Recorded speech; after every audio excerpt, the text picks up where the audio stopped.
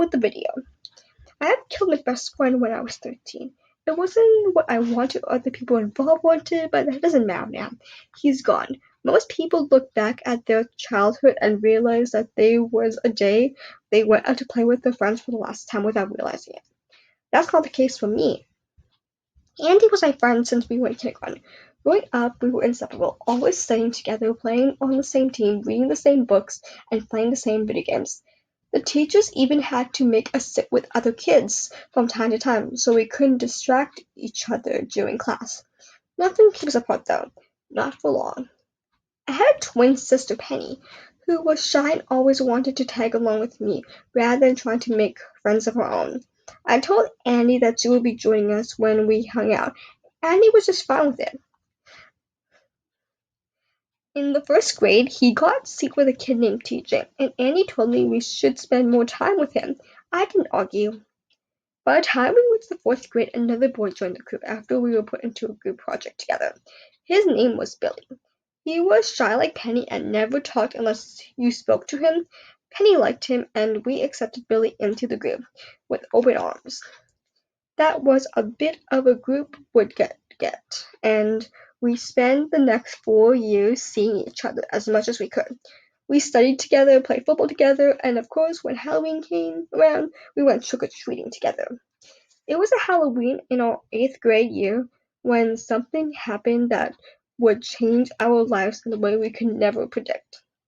We went trick-or-treating together just like we always had before. We gone as Ghostbusters this year, with Penny as our ghost. Afterwards, we came back to my house for a sleepover, when we traded candy, watched scary movies, and finally settling into a bedtime for a spooky story.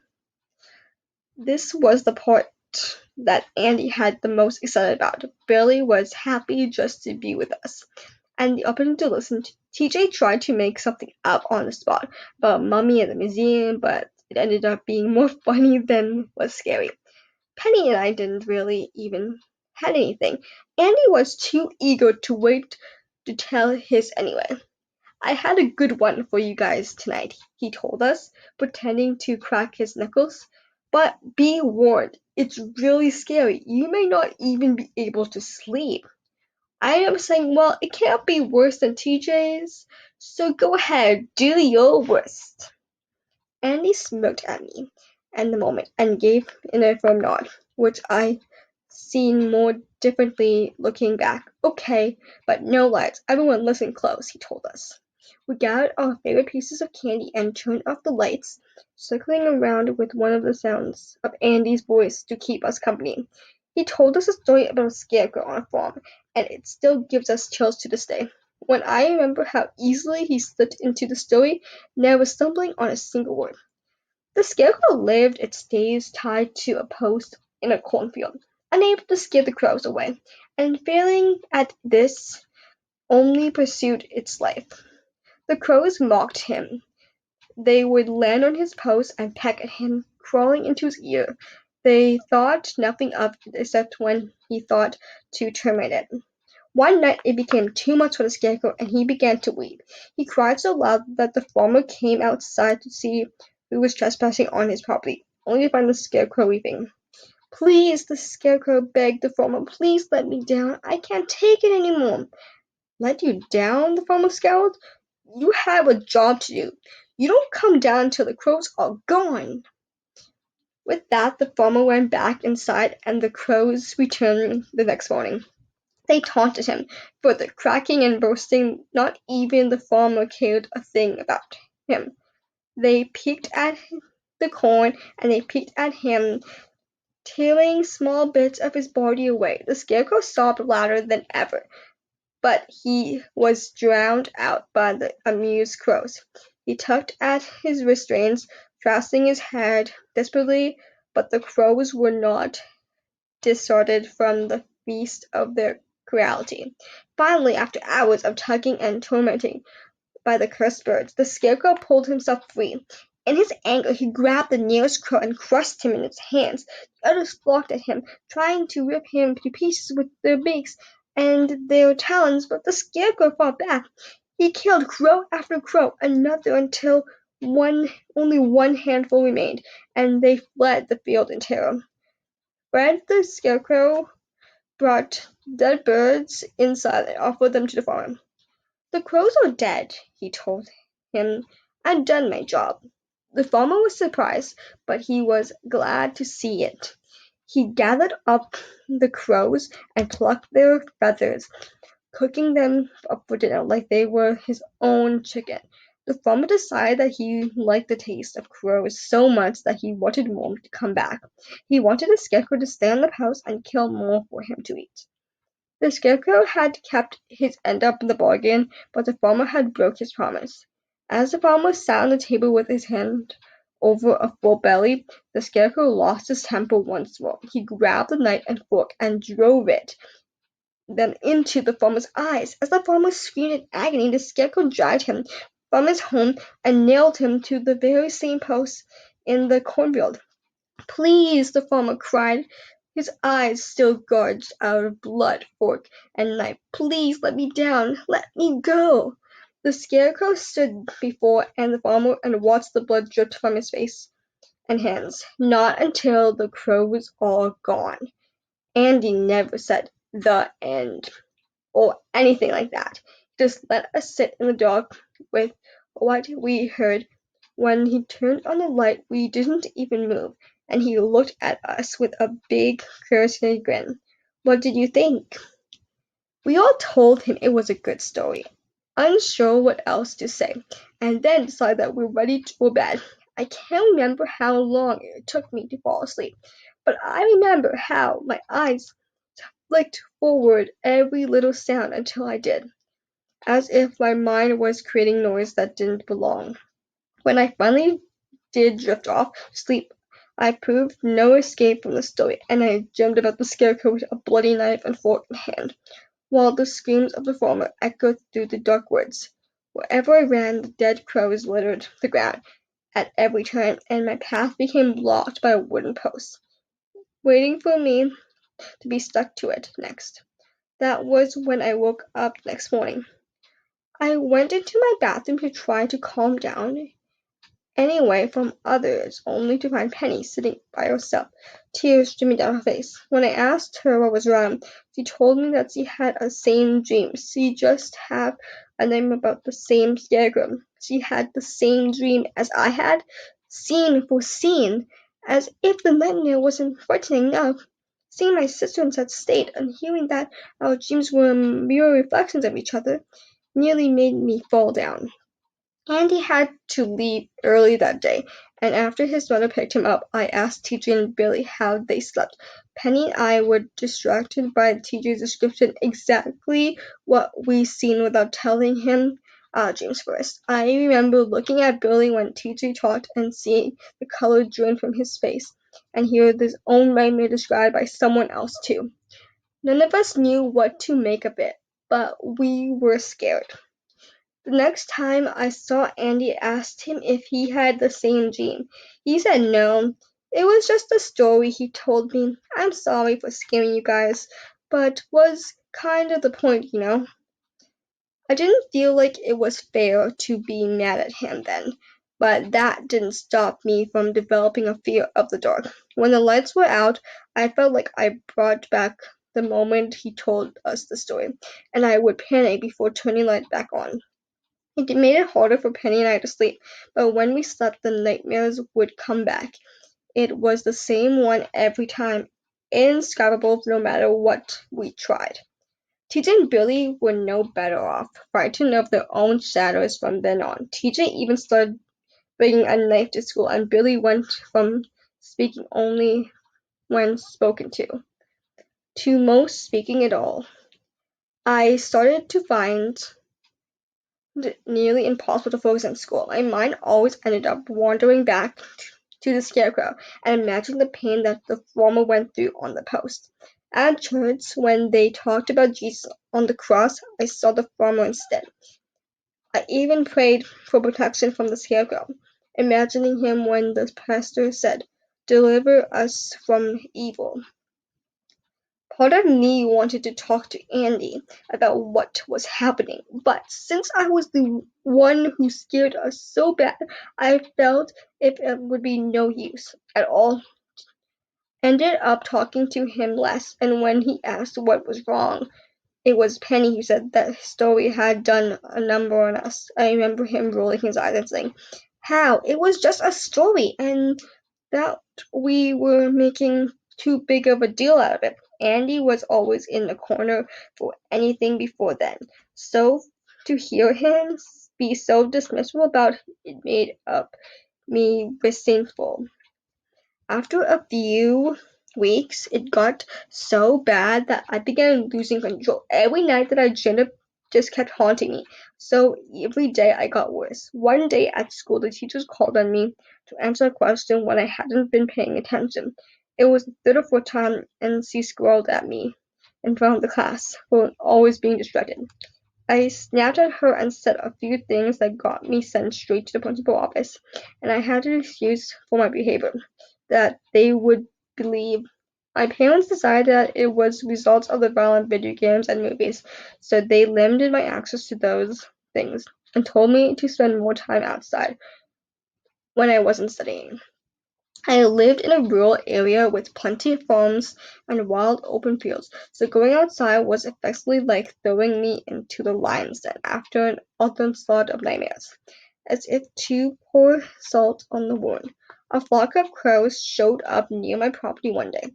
They scared me so bad that I took my dad's BB gun from the shed and began to shoot at them. Every time I missed, I got frustrated and felt like my head would explode. I screamed at the crows to go away, like a kettle finally brought to boil. They didn't leave. They just kept crawling away like they had when they tried to make them leave. At that point, I had enough. One weekend, one at night, when our parents were away for a conference at school, I called TJ Billy over and we talked about what was going to happen and how to keep us having the same nightmares every since Halloween. How our grades were suffering because we couldn't think of anything but the story, and how Andy was doing just fine. He did this to us, I told them. Andy did something to us, and he has to undo it. TJ agreed with me right away, as if I had been waiting for someone else to say it first. Penny and I had confided in each other enough that she was willing to pacify the following my lead, and I had taken full advantage of it. Getting her to offer no resistance to whatever I wanted us to do, Billy was even more easily swayed. So all of us had to do was ask him if he was in, and he gave me an affirmative nod. TJ asked me what the plan was, and I felt there was no time to waste. We get him to make it stop, I said. Definitely, and we do it now. I called Andy and told him to meet us at the edge of town, where the dirt road ran by a vacant farm. There was no traffic out there, no one to see us or hear us. We always wanted to camp out in a field, so I told Andy that night we were finally going to give it a try. He agreed right away and said he'd meet us there, and four of us grabbed our bikes and rode. Right. I borrowed a shed after the BB gun incident, but Dad left his tools in the garage, so I finished up hammering in 2 nails before leaving. It was a cold that weekend, and it was even starting to snow when we were halfway there. Penny suggested we turn back at this point rather than freeze, but we weren't determined. I offered wonder how things might have turned out had we listened to her. When we got to the dirt road, we saw Andy waiting for us by the old boxfir tree, shivering next to the bike. We wasted no time telling him about the dream and that we wanted them to stop. "That's what this is about?" he asked. Incredibly, it was just a story, you guys. I told you that. That wasn't enough. The four of us blew up on him, surrounding him with black against the trees. demanding that he lift the curse, that he was like a deer in the headlights, frantically looking between us and trying to get the words in. But we wouldn't let him. We finally come out completely undone, unable to control ourselves in a fit of panic and rage. I shoved Andy against the tree and told him to make these dreams stop, or else. I can't, he screamed back, shaking in terror and cold. You're all crazy, let me go. Saying that he couldn't make the dream stop just made me more frantic, and I told TJ and Billy to hold him against the tree. Andy tried to fight, but they couldn't took an arm and pinned him there. While I took the hammer and nails from the jacket pocket, Andy screamed for help, but we weren't the only ones to hear him, and we weren't listening.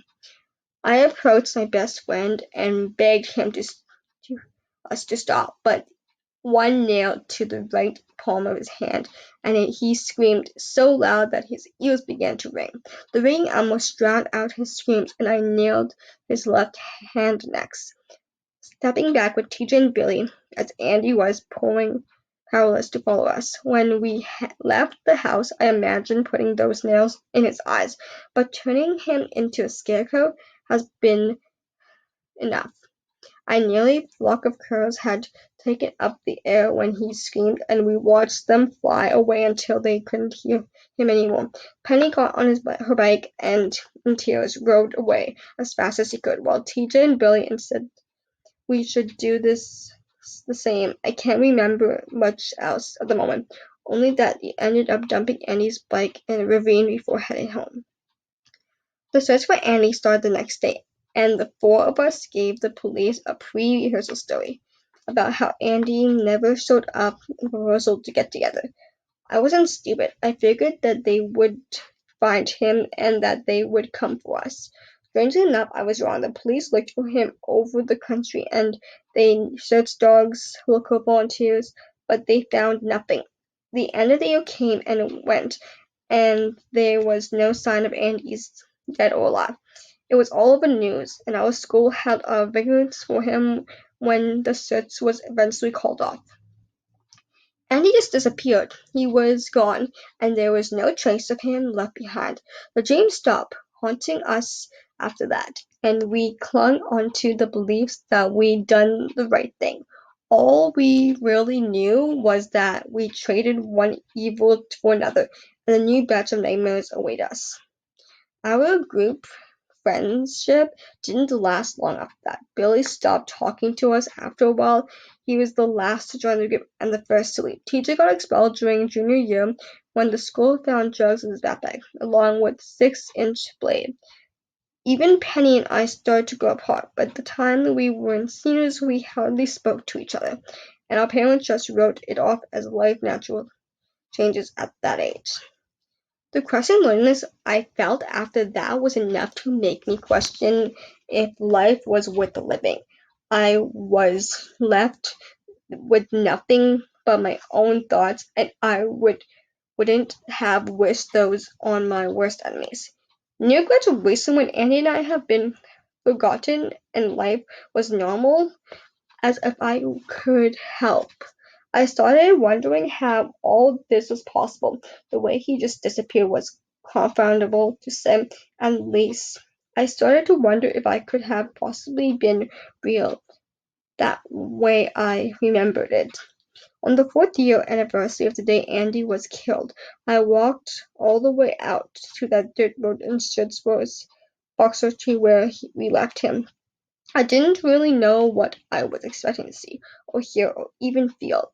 It was like there was so little much anything that could bring him peace or closure after what I did. I walked up to the tree just to put my hands on the bark to feel the body of what was meant to be Andy's final resting place. When I did, I saw the nails still planted right where I hammered them. Darkness by that age rushed by what looked like old traces of blood that was years managed to wear away.